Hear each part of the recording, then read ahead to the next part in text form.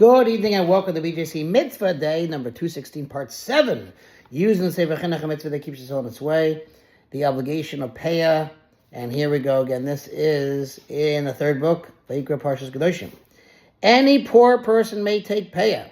He must, however, acquire it in a legally binding manner through a proper kinyan, active acquisition, dragging, lifting up. There's other ways too. The Chinuch mentions some ramifications of this principle. Let's see. He mentions all the different types of acquisition. He says the proper method for acquiring a movable object that has been ownerless, such as pear produce, is by lifting it off the ground. Okay? Right, fine. There is the law concerning a poor person who took some payah that he had already collected and threw it on the rest of the payah, which was still uncollected, or who spread his cloak over the uncollected payah. And there is a law concerning the case of poor people who are standing over the payah, ready to take it, but they have not yet legally acquired it. Where the halacha is that if another poor person comes and takes it first, he is the one who acquires it, because no poor person acquires ownership of leket, shecha, or payah. Those are different, again, gifts to the poor.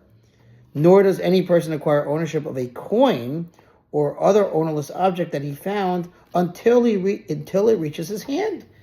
He can't say, that's mine. You got to actually grab it, look, pick it up. Seems a little unfair sometimes, but that's the way it is. There's footnotes on this, but we'll keep going. The Chinuch previously mentioned that according to rabbinic law, the minimum amount to be left as payah is 1/60th of the crop. Again, that's rabbinic. On a biblical level, you can leave anything, even less than that. Chinuch now lists situations where one should give more.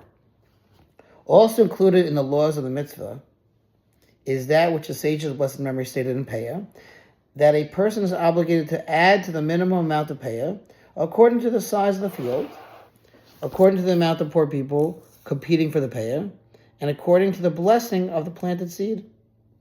These laws of the mitzvah, as well as its many remaining details, are set forth in the tractate that is based on the subject, which is Tractate Payah. Let's see. Okay, next part's a little bit long, but let's start it though. According to biblical law, this mitzvah applies to all men and women, whether one is a Yisrael or a Kohen or a Levi. But it applies only in Eretz Yisrael, the land of Israel, and only when a majority of the Jewish people are settled there. Just like the requirements of Truma and Maasros, right? Separating grains and vegetables for the Kohanim and for the Leviim. This follows the opinion of the Rambam of blessed memory, Maimonides, who stated in Hilchos Trumas that the obligations of Truma and Maasros apply only in Eretz Yisrael, and only when a majority of the Jewish people are settled there. As we will write with the help of Hashem in Mitzvah Obligation 6 of Parshas Shoftim, which is Mitzvah 507, so it's going to take a while to get there. However, according to rabbinic law, Payah applies even in the diaspora. All right. Wow. There you have it. We will continue with, I think, one more stretch of this mitzvah, God willing, tomorrow. Thanks for listening to Sponsor Future Mitzvah 36 100 the goal. Have a good evening.